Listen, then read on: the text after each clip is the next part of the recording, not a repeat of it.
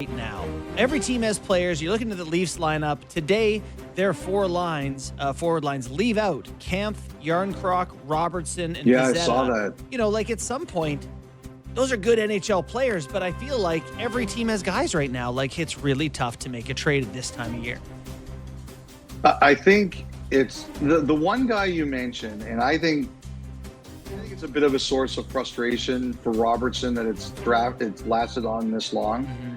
For me, with Robertson, the issue has always been that I don't know if worried's the right word, but he goes somewhere else and just scores, right?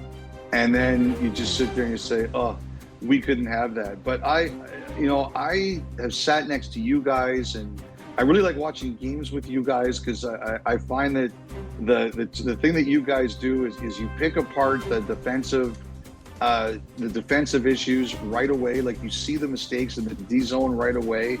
And if the Maple Leafs are not confident in Robertson as a defensive player, there's no point in holding on to him. Like, just cut bait. So I think with guys like Kampf and Yarncroc, the problem is that teams are probably saying, like, what can we do with what can we get out of the Maple Leafs for doing this, right?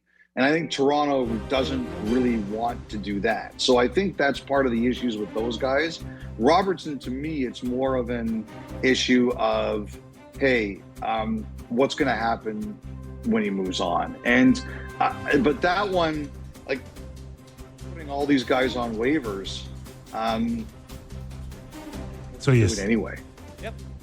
You have no room to play him.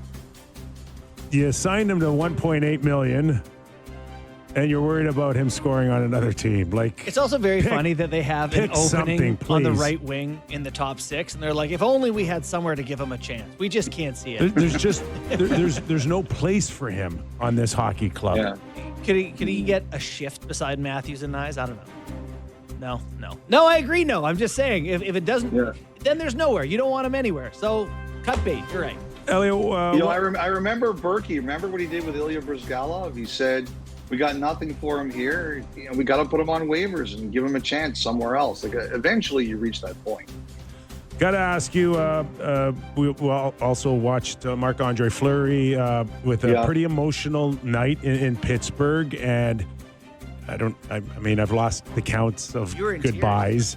Hey, listen, you were really upset by it. It's not something that, like, it was near and dear to watch for me personally, but it touched a lot of people in Pittsburgh, and for an organization that may not have a lot of upside moving forward, I think it was a real important connection between these guys and that city that has been so loyal to all these players from the moment Mario got drafted. Like, they deserved that night. It wasn't for me, but it was certainly for them. But I don't know what the immediate future looks for all of them, including a challenging, not only rebuild, but maybe a transition into new ownership. Well, I mean, the one thing that someone said to me, Nick, is that they wonder if there's going to be more of this. Like the one name someone mentioned to me was Claude Giroux. Like, could you see a situation if Claude Giroux retires as an Ottawa Senator, where Philly brings him back for one extra? Because it was hugely attended. It was like more fans in the building than for a normal exhibition game. I'm sure they did a killing on concessions and merch and stuff like that. The only thing that might save everyone from that happening is that there's going to be fewer exhibition games. But there were people who looked at that and said, I guarantee you that's not the last time we're going to see that. Yeah, As for the Penguins, it's Marc-Andre Fleury. He's the Hall of Famer, the Stanley Cups. Like, Claude Giroux, love him, but come on, you can't touch that and compare it to Giroux back in Philly, who didn't win a thing. I don't know. I'm just saying. It's interesting to me. It's interesting. I had a couple of people say, this isn't the last time we're going to see this happen. It's very funny. The Penguins have the goodwill machine, like, just overdrive. They had the Hall of Fame thing. They inducted Scotty Bowman, Ron Francis, Eddie Johnson, Kevin Stevens, bringing back the old guys, Marc-Andre Fleury. They're just generating as much goodwill before they're just terrible for Gavin McKenna and hopefully a sale. It's all part of the plan. It makes sense. That's the thing too. Like, imagine you're a new owner. First thing, go in there. Okay. Like, that's what happened to Fenway Sports Group. They were supposed to move on from Malkin and Letang. And then when the moment came, they got cold feet. Ron Hextall was hired with that plan, and then they got cold feet. No, we can't do this. So that's a challenge for a new ownership group. Big challenge. All right. Let's let him go. Great stuff, Elliot. Happy birthday If we again. keep you any longer, you'll be celebrating a new birthday. See you guys on Thursday night for the third of our exhibition trios. Can't wait. Thanks for each. Elliot Friedman. Take care, guys. Good. I say that sarcastically. I actually do love this stuff. I'm so happy the Leafs are back. And the Jays also do us a huge favor because they keep us on the air all week. So here's what I was gonna say. I didn't want to do it right off the top, but yeah, you guys wouldn't have been upset about a wild card game. A wild card. We left the studio on Friday, and you're like, the wild card wouldn't be the worst thing. We would have had a few rounds of golf. That's all. The middle of the day And would have been. I broke my ribs, and that's been shut down for a very long time. So 3 other months of the summer to do it. That's the only reason. I thought maybe I will happily be here. Oh, Jays yeah. and the ALDS. for sure. I've been seeing a little bit of this on Twitter about potentially Bill Zito making a big trade, and because they have all that extra cap space, right? Because Oh yeah, Barkov. Malkin. Oh, Does that make also sense? Problems Does that make sense? like a big Russian centerman. Florida always had good Russians there. I don't know. I just thought that was something nice. I thought it'd be interesting because they're going to trade I've him. heard some people mention Crosby. No way. No, I don't think it's. I don't think it's doable.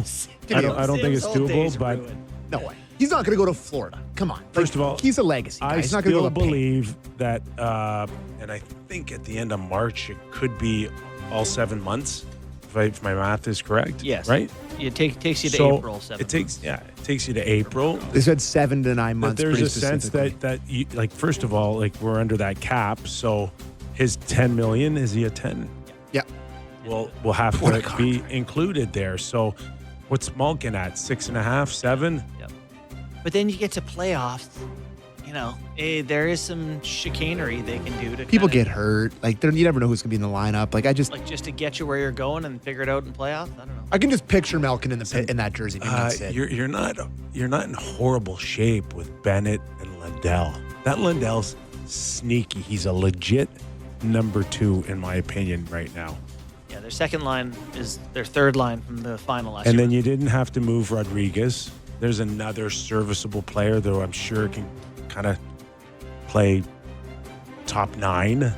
So I don't see a big panic right now to go and plug a hole in anytime soon.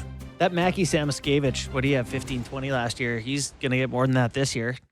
It's a good team, guys. I don't know if you heard about them. Reinhardt. Does Reinhardt still play? Reinhardt can play center. Verhaeghe, Bennett, Luosterainen, Marchand. They got a lot of guys. A lot of guys back end. I do like Lundell. That's a good point. Oh, He's Jones. He's solid. Stud. Solid.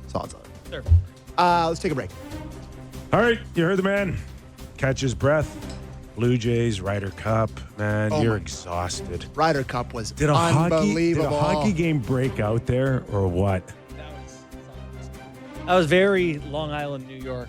Yeah, I mean, okay. Humanity. Do people care? Should we do golf takes? No. Okay. Well, okay. Give us one before we Quickly. go to break. People were just, people love piling on the States, myself included. And everybody was just immediately taking Justin Rose's side in that, like, the line thing with his caddy or whatever. But Bryson's caddy legitimately thought that he was away. Like, he's not going to go in Justin Rose's line and be like, ooga booga, ooga booga. Like, he thought he was away. And Rose was pompous about it.